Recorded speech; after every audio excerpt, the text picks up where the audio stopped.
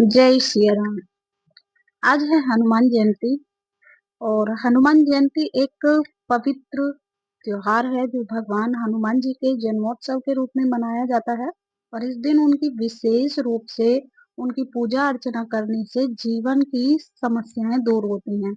घर में सुख समृद्धि आती है और मानसिक शारीरिक बल की प्राप्ति होती है। अगर आप हनुमान जयंती पर घर में विशेष पूजा करना चाहते हैं तो ये आसान सी विधि अपनाकर बजरंगबली का आशीर्वाद पा सकते हैं।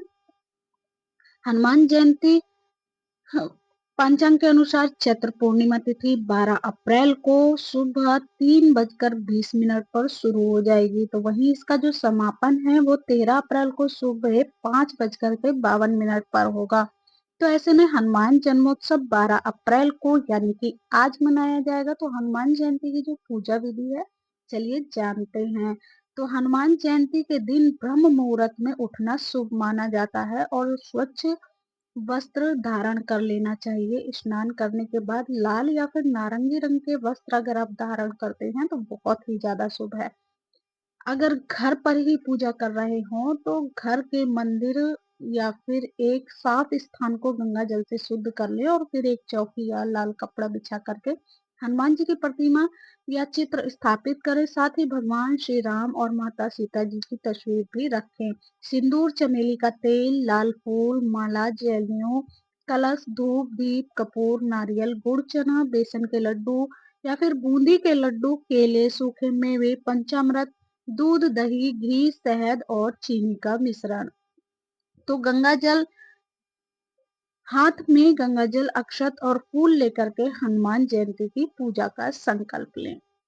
तो आपकी मनोकामनाएं, अपनी जो भी मनोकामनाएं हैं वो मन में दोहराएं। फिर सबसे पहले भगवान राम और माता सीता जी की पूजा करें, उन्हें फूल और नैवेद्य अर्पित करें। हनुमान जी की प्रतिमा को गंगा जल से स्नान कराएं। सिंदूर में चमेली का तेल मिला करके हनुमान जी को चोला चढ़ाएं।